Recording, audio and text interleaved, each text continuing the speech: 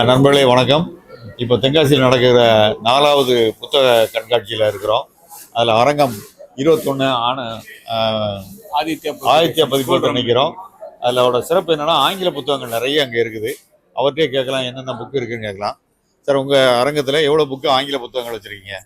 என்னுடைய அரங்கத்தில் school room multimedia, Aditya publication, இது வாசகர்களுக்கு பயனுள்ள முறையில் சுய முன்னேற்ற நூல்கள் ஆங்கிலத்தில் புதுசாக வந்திருக்க அனைத்து இதர்களும் மற்ற மாவட்டத்தோட இங்கே தென்காசியில் சிறப்பாக வந்திருக்கு. இந்த இடத்துல சுயமுற்ற அதிசயங்களை நிகழ்த்தும் அதிகாலை என்ற புக்கு, ரசவாதின்ற புக்கு, இதெல்லாம் குழந்தைங்களுக்கு காலை எழுந்தவுடன் தவளை, இந்த புக்கெல்லாம் குழந்தைங்களுக்கு பயன்படுற முறையில் இருக்குது. அது பெரியவங்களும் இதை படிக்கலாம். அது நிறைய சுயமுற்றங்கள் இது. ஏன்னா மற்ற மாவட்டத்தை காட்டிலும் இது கொஞ்சம் நம்மளுக்கு படிப்பறிவு உள்ள மாவட்டன்றது கொஞ்சம், ஏன்னா பக்கத்தில் கேரளா இருக்கிறதுனால உங்களுக்கு படிக்கிற ரீடிங் ஹேபிட்ஸ் அதிகமாக இருக்கும் இந்த இடத்துல.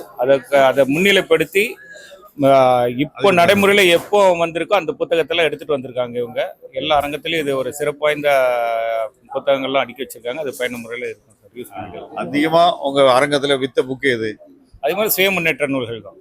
நம்ம இதில் சுய முன்னேற்ற நூல்கள் வருது, தன்னம்பிக்கை நூல்கள் அதிகமாக இருக்கும். 11 ரூல்ஸ் ஃபார் லைஃப்ன்ட்டு இப்போ ஒரு புது புக்ஸ் வந்திருக்கு. அந்த புக்ஸும் ஒரு சிறப்பான முறையில் போயிட்டுருக்கு.